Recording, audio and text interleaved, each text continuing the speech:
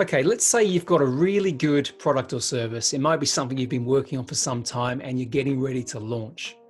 Now, a lot of times when people are kind of doing this in their business, they focus so much on the product, on the proposition, they forget to bring together the detail that's needed after that, which is actually going to get the cash registers to ching, so to speak. Okay, so let me just kind of run through the important pieces. First thing is, once you've got that product clear, you've got to then step back a little bit and you've got to sit there and say, am I super clear on the ideal person, the ideal customer that I'm targeting with this? Now that may sound a little bit simplistic and you're thinking, well, hold on, Nick, I've done this because I've created the product around that person. You know, I need to solve a problem with this solution. But what a lot of people do is they don't then go deep into all the various components of that target avatar, as we call it, to think about the messaging and the communication that's going to get that person to take action. So once you've done that, you then need to think about, okay, so what is everything that needs to happen at what we call the top of the funnel, that's going to basically build awareness of your proposition for that target audience. Now, I like to use podcasts, guesting on other people's podcasts, particularly podcasts where your target avatar, your ideal customer is listening, is perfect, because you can use that medium to build authenticity, trust, and rapport. But any type of funnel activity is really about getting your message out there. Where it can fall flat is if you don't have a logical sequence after that for what you want that target avatar, that target customer to do. So if you are going to spend any money, any time on top of funnel activity, that's just social media stuff as well, you want to have a very direct call to action. Sometimes that's called a lead magnet. I don't particularly like the terminology because it sort of dehumanizes things, but ultimately what you're trying to do is you're trying to get that prospect, that avatar, to take action after they've heard your message through any type of funnel activity. So what I do then is what I recommend is it has some form of sales funnel, some sort of page, some sort of gift that you can offer in that medium, in that top of funnel activity, which is going to get someone to engage with you. Now, what that means is that they're going to download something, and in doing that, they're going to give you their data. They're going to give you an email address or phone number or something like that in exchange for that value. Okay, really, really important. I see so many people out there, they spend all this time and money on top of funnel, but they don't make it clear what they want that customer, that target avatar, the prospect to do next. So you've got to have that.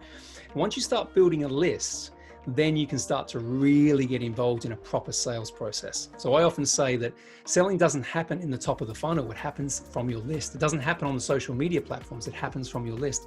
So what you want to do is you want to start to build that up and you want to nurture that list. Now, this is the next piece that most people miss, is you've got to have a sales process, a prospecting structure that sits underneath that activity. So once you've built a list, you know, a lot of people kind of have this list and all they focus on is nurturing. So they send out emails, they're always trying to have a conversation with their audience, but they're not helping that or guiding that ideal customer, that prospect to the next stage.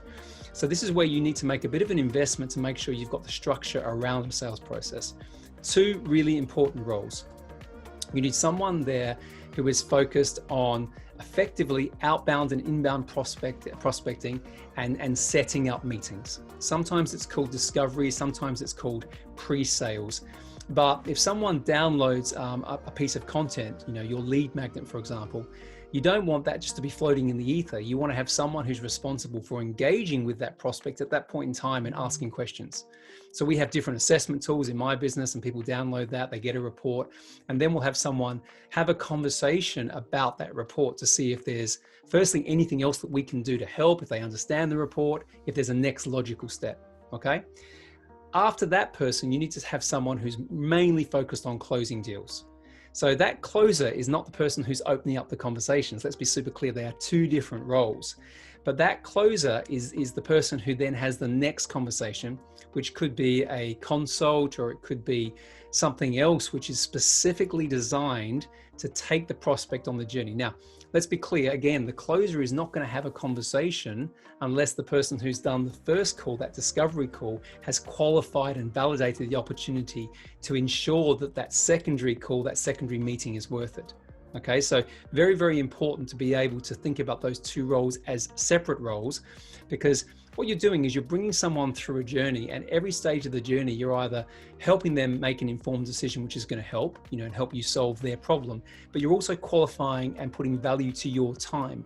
You don't want to be running around the place having conversations with everybody, particularly if those people are not your target customer and are not the people who are going to come into your world in a commercial way. Now, there's a little trick that you can do between that first call and the second call, between that sort of person who's setting appointments and the person who's doing the closing, is also use that opportunity between the time to engage the prospect, send them content. It could be videos, it could be white papers, it could be something else, which allows them to build up more of a relationship, more of a thinking, more of an intent around the product or service you're trying to sell. So everything from that very early stage where you're building credibility top of funnel, all the way through to the last stage where you're closing, you are providing content, you're providing value, you're providing inspiration, education to help that prospect make an informed decision. Now, first and foremost, and this is important, you're not trying to get every person who's coming into your world to buy something all the time. There are going to be easily points, natural points where the person who's come in, it's not the right solution for them.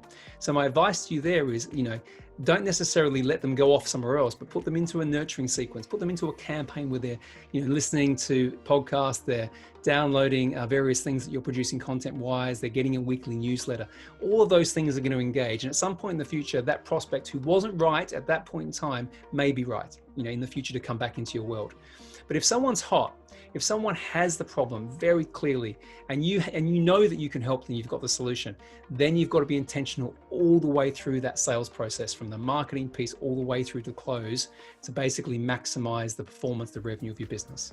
And then after that, what's happened once someone has committed, they've signed up, they've paid, make sure that you don't just drop everything then. The last part of the process is making them feel validated, qualified, feel like they've made a decision that's been a great decision for them.